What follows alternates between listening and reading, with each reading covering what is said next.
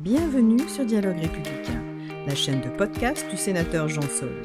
Des émissions qui créent des passerelles entre les projets territoriaux et les missions sénatoriales. Ça se passe en direct dans les Pyrénées-Orientales pour que la parole se joigne à l'action et ouvre les horizons. Dialogue Républicain, c'est la preuve par le terrain, avec des témoignages de maires et de professionnels du territoire. Bonne écoute! Bonjour à tous les auditeurs qui nous écoutent, je suis Carole Delbozo, sénatrice suppléante et collaboratrice du sénateur Jean Sol. Nous sommes aujourd'hui à Pia. C'est l'interview de Jérôme Palmade, maire de Pia. Bonjour Jérôme. Bonjour Carole. Bienvenue sur Dialogue Républicain. Alors je vais commencer par te poser une question toute simple, histoire d'initier notre échange. Peux-tu te présenter à nos auditeurs? Bien sûr. Alors, Jérôme Palmade, maire depuis l'élection de 2020, donc sur la commune de Pia, qui comporte 11 600 habitants, qui se situe dans les Pyrénées-Orientales, idéalement placé avec toutes les commodités très très proches, comme l'autoroute, l'aéroport, les hôpitaux, la plage et la montagne aussi. Et dans un ensemble qui est la communauté des communes Corbières-Salanque-Méditerranée, qui se compose de 21 communes à cheval sur 2 départements, les Pyrénées-Orientales et l'Aude. Jérôme, en tant qu'élu, as-tu un projet en cours de réalisation qui te tienne particulièrement à cœur? Oui, Carole. Nous avons le projet, avec l'ensemble de mon équipe, de réhabiliter une zone qui est pour l'instant et depuis très longtemps à l'abandon, dit la friche Intermarché, qui se situe en plein cœur de notre ville et que nous souhaitons réhabiliter en halle commerciale ainsi qu'en service public et en crèche de notre ville. Donc c'est un projet qui nous tient à cœur, que nous avons d'ores et déjà initié. Nous en sommes aux prémices du projet et nous souhaitons voir les travaux se réaliser très rapidement pour normalement une inauguration début 2027. Quels sont les freins et les difficultés que tu as rencontrés quand tu as commencé à penser à ton projet et à le mettre sur les rails? Les principaux freins que nous avons rencontrés, ça a été premièrement l'acquisition du foncier, puisque le foncier appartenait à une société mixte, publique-privée, donc avec le conseil départemental. Nous avons dû ardemment négocier l'acquisition par rapport au prix qui était estimé par les domaines, par France Domaine, et ensuite par nous-mêmes. Donc nous avons négocié l'acquisition, et ensuite ça a été bien évidemment de créer un pôle financier pour pouvoir construire et acheter, ce qui est un projet qui revient à peu près aux alentours de 5 millions d'euros. Donc la collectivité peut se le permettre, un investissement propre, mais ce qui reviendrait à creuser notre trésorerie, et nous souhaitons la conserver pour une meilleure sécurité. Donc aujourd'hui, voici un peu les freins qui nous ont été apposés, j'ai envie de dire. Donc premièrement, c'était l'acquisition. Maintenant, ça, c'est quelque chose de réglé. Et ensuite, maintenant, c'est le point financier, avec la création du pôle financier, donc avec les banques. Tu avais un plan de financement? Comment c'était? Non, en fait, nous, on a lancé un appel d'offres d'architectes. L'architecte, lui, a lancé un concours d'architectes. On a eu 41 qui ont répondu. Sur les 41, on a choisi 3 minimum par rapport au projet et au plan financier, de toute façon. Et de là, on a choisi un architecte qui, lui, lance le projet et dit, voilà, ça coûte tant. Voilà. D'accord. Et là, il y avait juste la commune participait à hauteur d'un pourcentage sur ces fonds? Ah ben la commune, nous, ce qu'on souhaitait faire, c'est participer à hauteur de 900 000 euros, l'acquisition. Okay. Mais le problème, c'est qu'on ne peut pas le faire, ça. Je veux garder ma capacité d'autofinancement. Tu veux garder tes fonds? Ouais, fonds, et faire un emprunt total sur la totalité. Parce qu'après, là, en fin d'année, après c'est plus technique, mais en fin d'année, on a un crédit qui s'arrête à hauteur de 50 000 euros à l'année.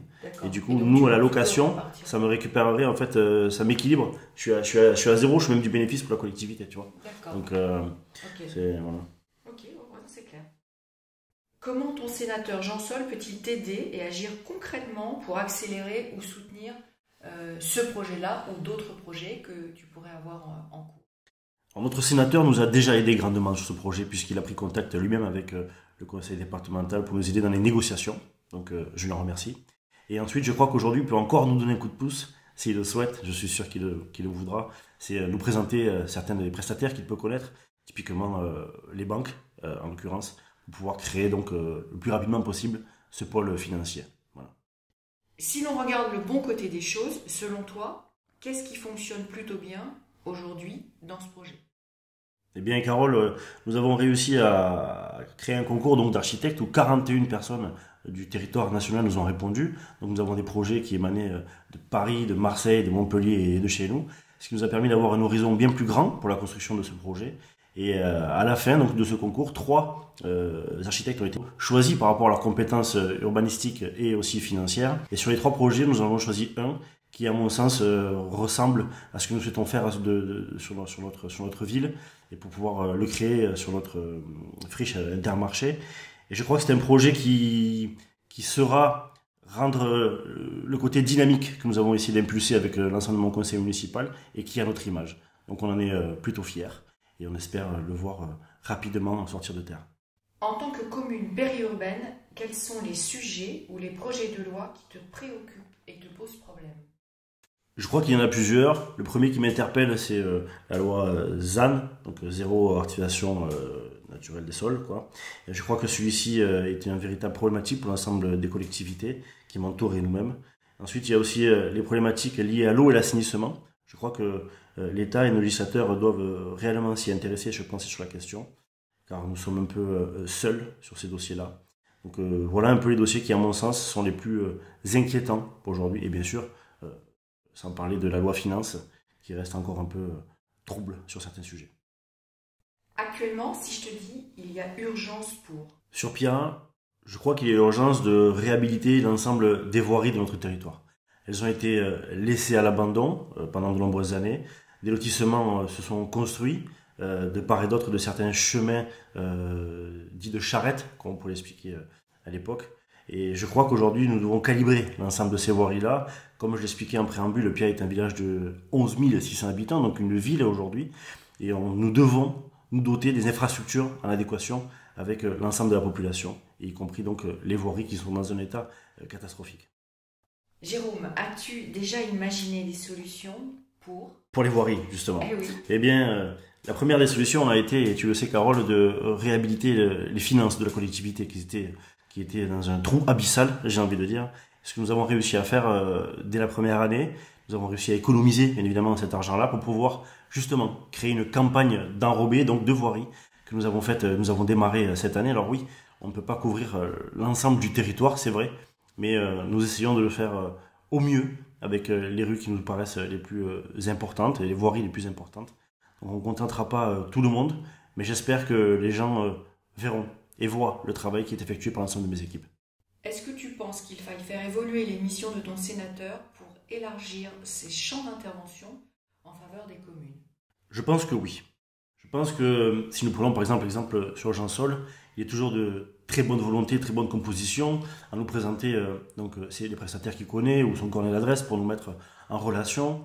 Mais je crois que si nous ouvrions un peu le champ des possibles, leur donner plus de pouvoir, pour moi, serait un véritable coup de pouce pour les mairies aussi et pour les élus locaux que nous sommes. Ça nous permettrait parfois d'avancer plus rapidement sur certains dossiers. Alors maintenant, si on parlait de ta plus belle réussite ou de ta plus belle réalisation, celle pour laquelle tu es le plus fier, ce serait quoi ? Alors, je crois que je vais parler des réussites communes, des réussites de mon équipe.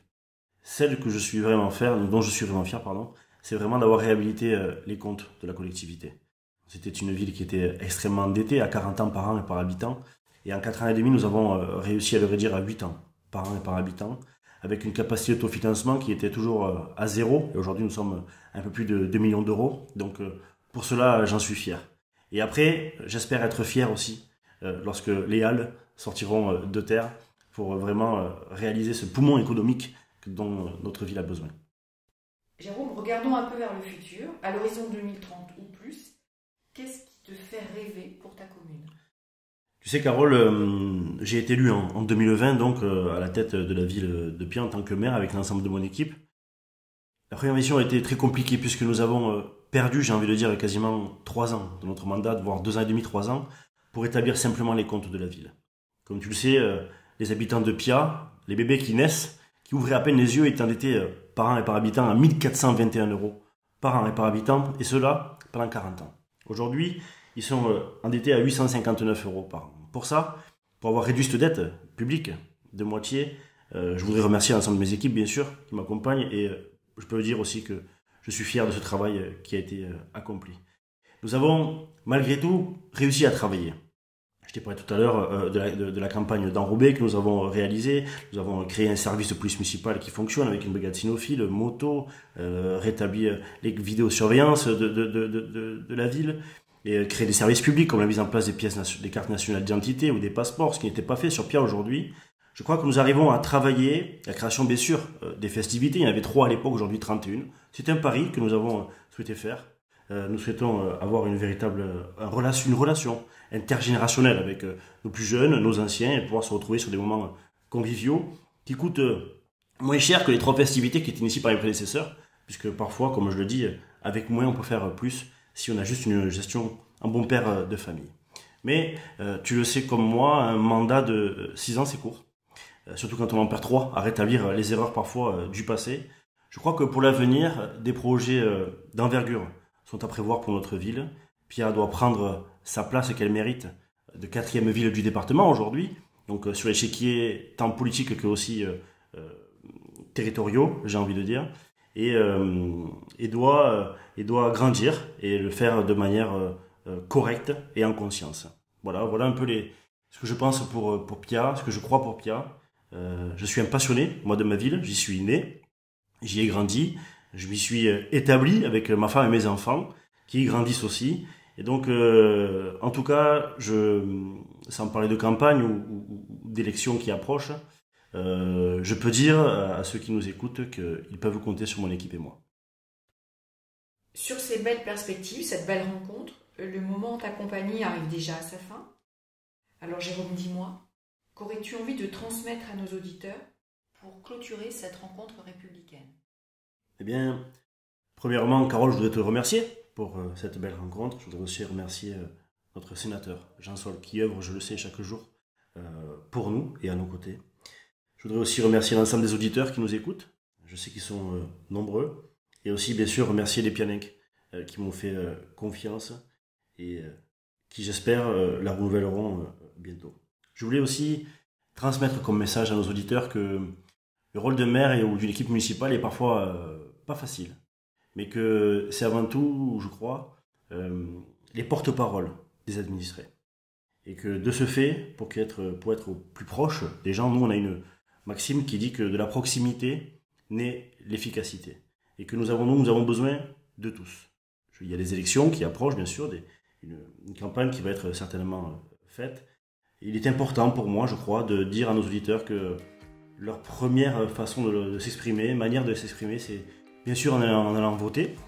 Et donc j'espère qu'ils feront le bon choix très bientôt. Et que nous sommes bien sûr à leur écoute s'ils en ont besoin. Et je reçois donc tous les jeudis après-midi sans rendez-vous pour être plus proche de leurs écoutes. Voilà Carole, un peu ce que j'ai envie de dire. Je te remercie pour cette belle rencontre. Merci Jérôme. Le sénateur Jean Sol vous remercie pour votre écoute. Dialogue républicain est sur toutes les applications de podcast, Spotify, Apple Podcast, Google Podcast, YouTube et des dizaines d'autres plateformes d'écoute. Abonnez-vous pour ne rien rater de la réalité du terrain. À bientôt sur Dialogue républicain.